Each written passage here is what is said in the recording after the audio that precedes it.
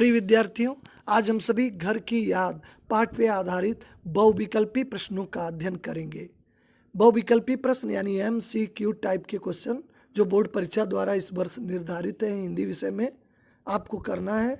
इसलिए हमने पूर्व के पाठ यानी गलता लोहा में भी इस तरह के प्रश्नों का अध्ययन किया। आप सभी ने बढ़ चढ़कर हिस्सा लिया था और स्वयं का मूल्यांकन किया था। फिर आज भी वही काम करना है, स्वयं का मूल्यांकन करना है। आपको एक पेन और कापी साथ में रखना है और अपने विषय में स्वयं का मूल्यांकन करना है कि हम आउट ऑफ 20 कितना प्रश्नों का सटीक आंसर दे पा रहे हैं, हमारे अंदर क्या कमियां हैं, क्या सुधार की आवश्यकता है, चैप्टर को कितनी गहराई से पढ़ने की आवश्यकता है, इसकी विवेचना आप स्वयं कर सकते हैं। तो चलिए हम देर न किए बिना हम प्रश्नों की ओर बढ़ते हैं। पहला प्रश्न आपका ये है, देखिए ध्यान से, कि भवानी प्रसाद मुख्यतः आस्था रखते हैं।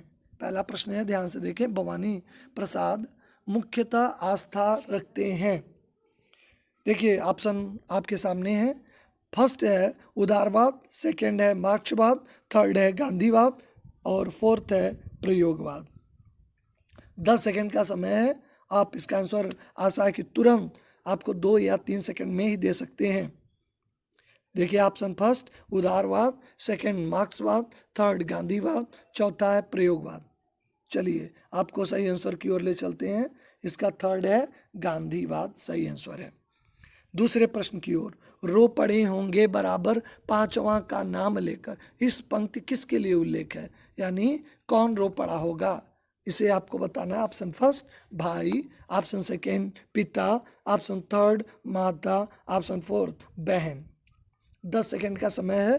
आप इसका सटीक आंसर तुरंत, अगर आप चैप्टर पढ़े होंगे तो 3 सेकेंड के अंदर कर सकते हैं, लेकिन यहाँ पे 10 सेकेंड की सीमा रखी गई है। ऑप्शन फर्स्ट भाई, सेकंड पिता, थर्ड माता, ऑप्शन फोर्थ है बहन। चलिए आंसर की ओर हम ले चलते हैं। इसका ऑप्शन सेकंड सही है, पिता। तीसरे प्रश्न की ओर हम लोग बढ़ रहे हैं। घर की याद कविता किस दौरान लिखी गई है। देखिए, घर की याद कविता किस दौरान लिखी गई है। ऑप्शन फर्स्ट विदेश प्रवास, सेकेंड जेल प्रवास, ऑप्शन थर्ड तीर्थाटन, ऑप्शन फोर्थ पर्यटन।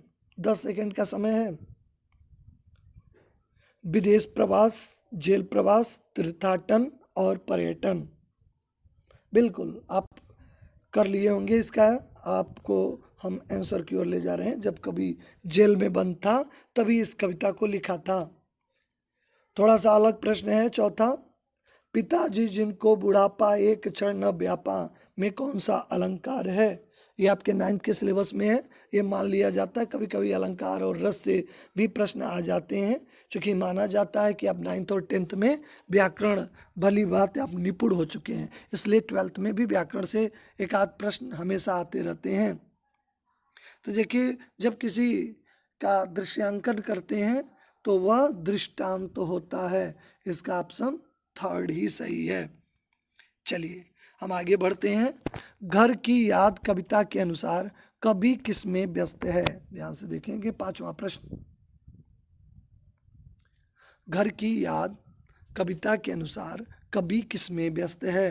देखिए ऑप्शन पढ़ने में, सेकंड काटने में, थर्ड लिखने में, चौथा पढ़ने में। फिर आ गया, 2 बार हो गया है।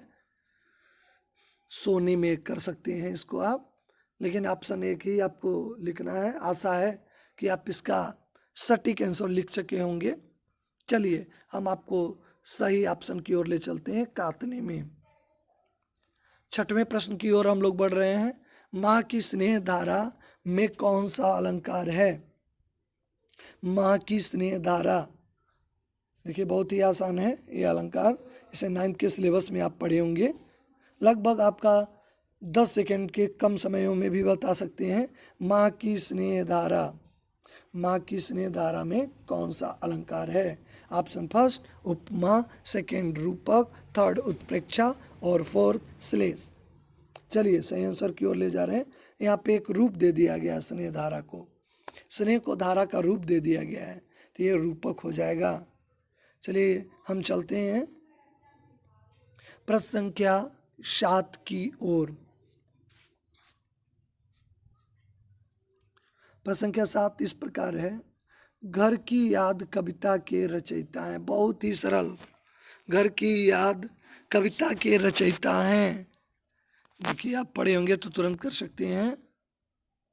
पहला है श्याम नारायण मिश्रा, दूसरा है दुष्यंत कुमार, तीसरा भवानी प्रसाद मिश्र, चौथा राम नरेश त्रिपाठी। चलिए हम चौथे की ओर बढ़ रहे हैं, प्रश्न की उत्तर की ओर बढ़ रहे हैं। इसका सही ऑप्शन है आपका भवानी प्रसाद मिश्र। प्रश्न संख्या 8। घर की याद कविता में किसे संदेश वाहक बनाया गया है? प्रश्न संख्या 8 इस प्रकार है। घर की याद कविता में किसे मैसेंजर यानी संदेश वाहक बनाया गया है? ऑप्शन फर्स्ट कबूतर, सेकंड सावन, थर्ड मेघ और चौथा है पवन। ध्यान से देखें। कबूतर, सेकंड सावन, थर्ड मेघ और फोर्थ है आपका पवन। 10 सेकंड से कम का समय आपको लगेगा। आशा है कि आप इसका आंसर लिख लिए होंगे। चलिए, इसमें जो है मेघ को यानी बादल को ही संबोधित करके कहा गया, नहीं सॉरी, इसका आंसर सावन को, ये सजीले सावन, सावन को संबोधित इसमें संदेशवाहक बनाया गया है कि तुम बरस लेना लेकिन वे न बरसे। ऑप्शन सेकंड ही सही है। चलिए 9वें प्रश्न की ओर हम लोग बढ़ते हैं। पांचवा का नाम लेकर पंक्ति में पांचवा कौन है? बहुत ही सरल प्रश्न। ऑप्शन फर्स्ट भाई, सेकंड छोटा पुत्र, ऑप्शन थर्ड स्वयं कवि और चौथा इनमें से कोई नहीं। बहुत ही आसान प्रश्न। आशा है कि इसका आंसर भी आप कर लिए होंगे। स्वयं कवि पांचवा जो है वो स्वयं कवि ही है। 10वां प्रश्न देखें। परिताप शब्द का अभिप्राय है। ऑप्शन फर्स्ट है हर्ष, सेकेंड उत्साह, थर्ड क्लेश और चौथा है दुख। वास्तव में आपको 5 सेकंड से भी कम का समय लगा होगा। चलिए सही आंसर की ओर बढ़ते हैं।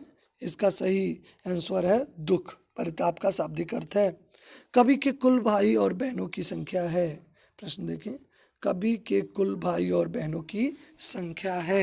ऑप्शन फर्स्ट 3 भाई 3 बहनें, 4 भाई 4 बहनें, 2 भाई 2 बहनें, 1 भाई 1 बहनें। बहुत ही आसान।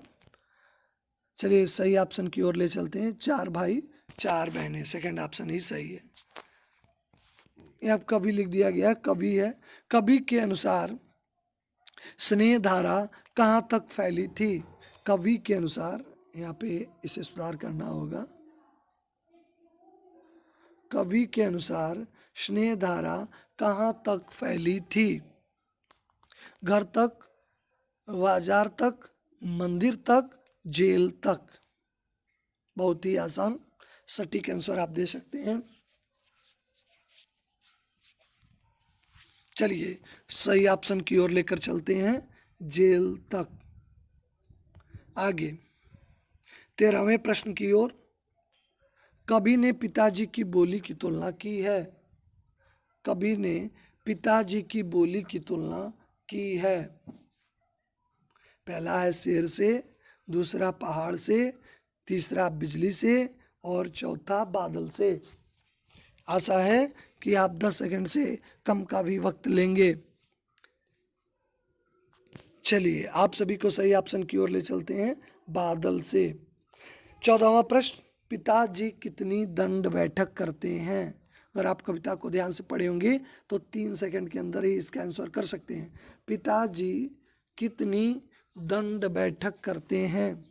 पहला ऑप्शन है 240, दूसरा है 230, तीसरा है 250 और चौथा है 260।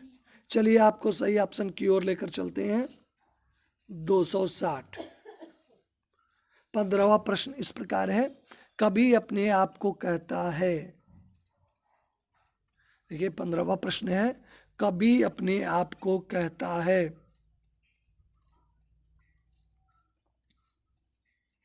पहला ऑप्शन है सोना, दूसरा है चांदी, तीसरा अभ्रक और चौथा है सुहागा। बिल्कुल, आप इस प्रश्न का उत्तर सटीक 10 सेकंड के अंदर इसका सही ऑप्शन बता दे रहे हैं, सुहागा। अगले प्रश्न की ओर बढ़ते हैं, कभी पैर है पीछे हटाता तो उसका क्या परिणाम होता? ऑप्शन फर्स्ट, प्रतिष्ठा खोता, कलंकित होता, थर्ड है कायर कहलाता और चौथा अपनी माँ की कोख ले जाता। तो इसका सही आंसर की ओर हम जो है बढ़ेंगे। पहले देख ले ऑप्शन, प्रतिष्ठा खोता, कलंकित होता, कायर कहलाता, अपनी माँ की कोख ले जाता। चलिए आपको सही आंसर की ओर ले जाते हैं, अपनी माँ की कोख ले जाता। देखिए प्रश्न संख्या 17 की ओर हम बढ़ते हैं, कभी सावन को संबोधन में कहता है, कभी सावन को संबोधन में कहता है। ऑप्शन फर्स्ट, प्रश्न इस प्रकार है, प्रिय, सेकेंड मान, थर्ड विशाल और चौथा है सजीले। 10 सेकेंड का कम का समय लगेगा, आप इसका सही आंसर बता सकते हैं। चलिए आपका इसके आंसर की ओर ले चलते हैं, सजीले कहता है। 18वां प्रश्न देखें, तुम बरस लो वे न बरसें से अभिप्राय है तेज बारिश, रिमझिम बरसना, हवा के साथ बरसना, परिजन न रोए। फिर ऑप्शन देख लें, तेज बारिश, रिमझिम बरसना, हवा के साथ बारिश और चौथा है परिजन। बहुत ही सटीक, आप इसे 10 सेकंड के अंदर कर लिए होंगे। इसका सही ऑप्शन है परिजन न रोए। अगला 19वें प्रश्न की ओर हम सभी बढ़ते हैं, कवि का वजन कितना था? फर्स्ट 50 किलोग्राम, सेकेंड, देखिए कवि का वजन कितना था? First 50 kilogram, second 60 kilogram, third 65 kilogram और चौथा है 70 किलोग्राम। आशा है कि आप 7-8 सेकेंड में इसका आंसर कर लिए होंगे। सही ऑप्शन की ओर ले चलते हैं, 70 किलोग्राम। अंतिम प्रश्न आपके बीच में, कवि किस बात से डरता है? अंतिम प्रश्न है, ध्यान से करेंगे। सावन के बरसने से, जेल में बंद होने से, अकेले होने से, सावन को बक देने से। सावन के बरसने से, जेल में बंद होने से, अकेले होने से, सावन को बक देने से।